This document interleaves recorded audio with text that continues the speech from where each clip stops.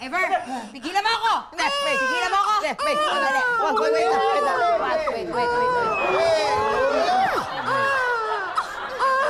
Ang tagal namin pinatulog to. Kasing dalawa eh. Ano ba kayong dalawa?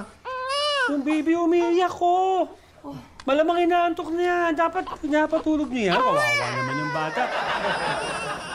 Ako nang bahala sa pakinggan. Oo. May, alam mo, kung ako sa'yo, dapat pinapatulog mo na yung bata. Kasi yung ganyang iyak, inaantok na yan. Oo.